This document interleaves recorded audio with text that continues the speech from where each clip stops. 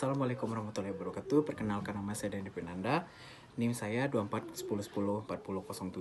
Saya jurusan Hukum Tata Negara semester 4. Baiklah, saya di sini akan menjelaskan tentang kebijakan yang keliru dalam pemerintahan, dan saya telah meresume dan mencangkup salah satu perda, yaitu adalah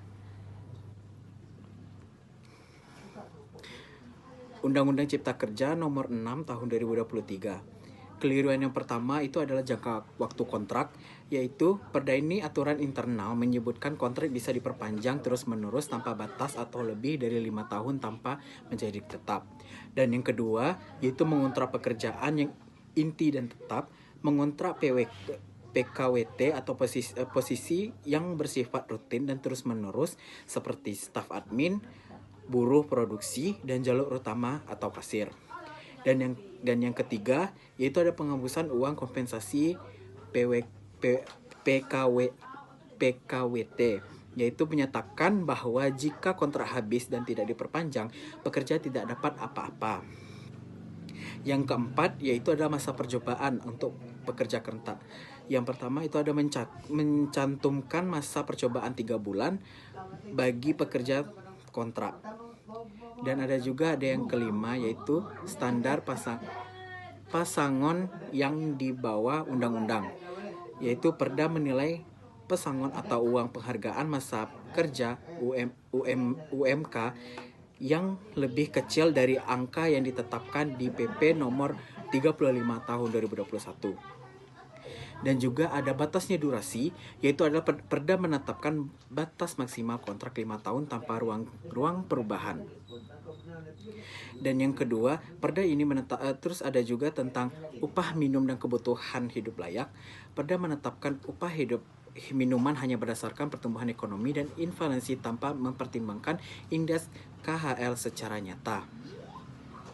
Dan juga ada ketentuan libur mingguan, yaitu perda ini hanya mewajibkan 1 hari libur dalam seminggu untuk semua jenis pekerjaan, mau itu sebagai admin, mau itu kerja dari gudang, mau itu bagaimanapun jenis pekerjaan atau posisi yang telah ditentukan, itu mendapatkan 1 kali dalam seminggu untuk libur. Dan yang keempat, ada juga tenaga kerja asing atau TKA, yaitu perda ini mempermudah penggunaan TKA. Mohon maaf, itu yang kesembilan, tenaga kerja asing atau TKA. Perda ini mempermudah penggunaan TKA tanpa mewajibkan mengutamakan tenaga kerja lokal untuk posisi tertentu. Nah, perda ini mempermudah pengakuan dalam keliruannya, itu perda ini mempermudah penggunaan TKA tanpa kewajiban mengutamakan tenaga. Maksudnya, mereka lebih membutuhkan TKA daripada membutuhkan kepada masyarakat inti tersebut. Selanjutnya ada prosedur PKH, pemutusan hubungan kerja. Perda ini memperbolehkan PKH langsung hanya untuk memberitahu sepihak. Banyak sekali ketidaksesuaian kontrak yang melakukan PHK secara mendadak tampaknya diskusi, tampaknya menjelaskan ataupun dari kontrak, akan tetapi mereka memutuskan secara tidak terhormat atau memutuskan secara sepihak tanpa menjelaskan apapun yang harus mereka lakukan. Dan yang keenam, hak upah selama proses PHK. Perda ini menyatakan upah tidak perlu dibayar segera setelah surat PHK keluar, meskipun proses di pengadilan masih berjalan. Kebanyakan perusahaan yang melakukan PHK, mereka tidak ada sama sekali yang membayar, yaitu sisa gaji mereka ataupun upah selama proses PKH itu tidak ada sekalipun membayar. Bahkan banyak sekali perusahaan-perusahaan yang menyita gaji karyawan yang sangat lama sekali. Bahkan banyak juga persyaratan yang sangat di luar dari prosedur yang telah ditentukan. Contohnya, pertama yaitu ada penyitaan ijazah. Penyitaan ijazah itu sangat tidak masuk akal. Kenapa? Karena setiap mereka melakukan interview, pasti ada salah satu surat yang akan ditahan, bakal ditebus jika saat mereka sudah habis dalam masa kontrak. Tetapi kebanyakan juga petinggi-petinggi perusahaan banyak sekali tidak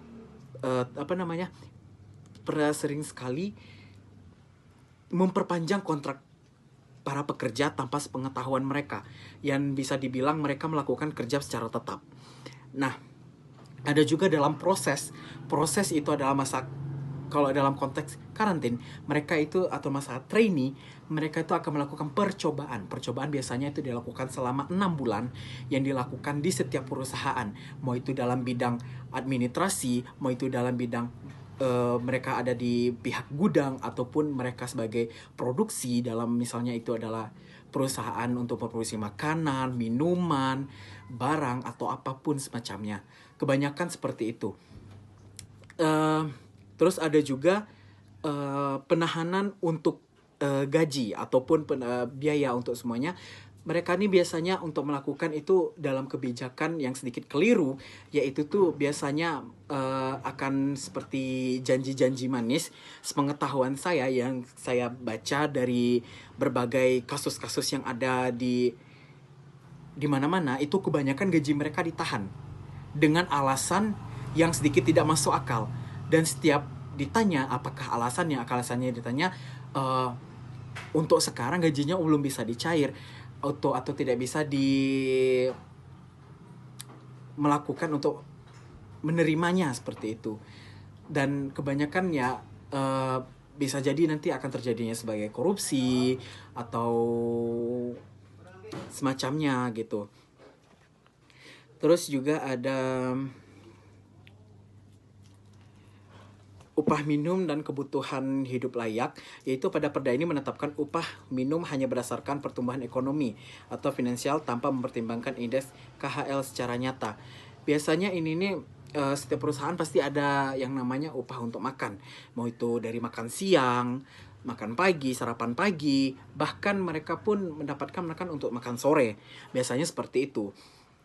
Tetapi dalam ketentuan menetapkan upah minimum hanya berdasarkan pertumbuhan ekonomi. Berarti mereka akan melaksanakan seperti setiap harinya pasti akan ada sedikit-sedikit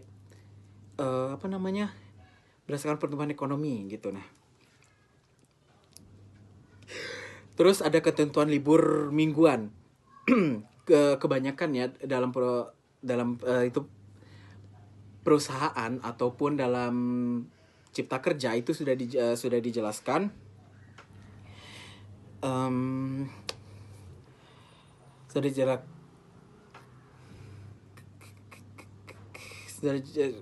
Sudah dijelaskan, MK menekankan kembali hak pekerja untuk mendapatkan waktu istirahat mingguan yang menandai, yaitu 2 hari libur untuk 5 hari kerja dalam seminggu, yaitu 40 jam kerja. Aturan yang hanya memaksakan 1 hari libur secara umum bisa dianggap sedikit keliru karena tidak sesuai dengan keputusan dan perjanjian yang telah dilakukan dalam perusahaan.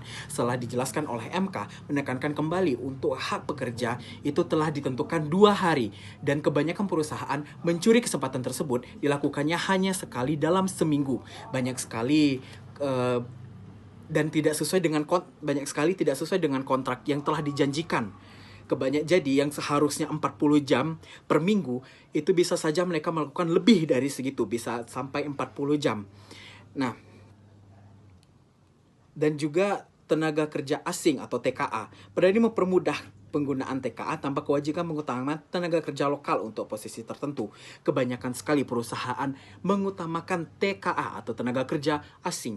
Mereka membutuhkan orang-orang luar tanpa membutuhkan masyarakat lokal, karena mereka bisa saja lebih ke kebanyakan mereka bilang bisa sekali mempromosikan produk ini ke luar negeri, ke tempat yang lebih luas lagi tanpa harus melibatkan masyarakat lokal. Biasanya seperti itu.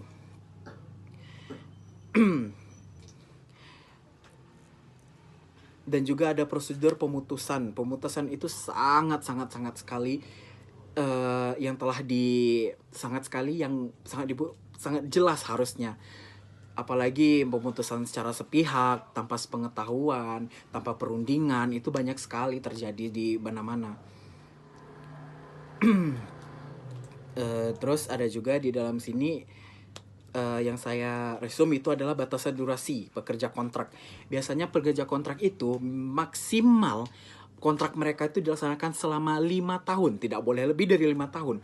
Kalau mereka pengen lebih dari 5 tahun, mereka akan melaksanakan perjanjian kontrak baru, tanda tangan kontrak baru untuk melaksanakannya. Nah, kebanyakan sekali perusahaan-perusahaan yang ada di Indonesia ini melakukan kebijakan yang sangat-sangat keliru, yang tidak sesuai dengan kebijakan yang telah berlaku. Banyak sekali perubahan, pencabutan secara tidak terhormat, dan banyak sekali yang tidak sesuai. Jadi, saya di sini ingin sedikit kesimpulan dari saya, bahwa semua itu pasti akan memiliki prosesnya. Mau itu proses yang mulus ataupun proses yang tidak mulus. Akan tetapi, setiap perjalanan pasti akan memiliki suatu keindahan ataupun suatu jalan yang untuk bisa membuat diri kita bahagia. Dan sekian dari saya Daniel Pinanda. Assalamualaikum warahmatullahi wabarakatuh.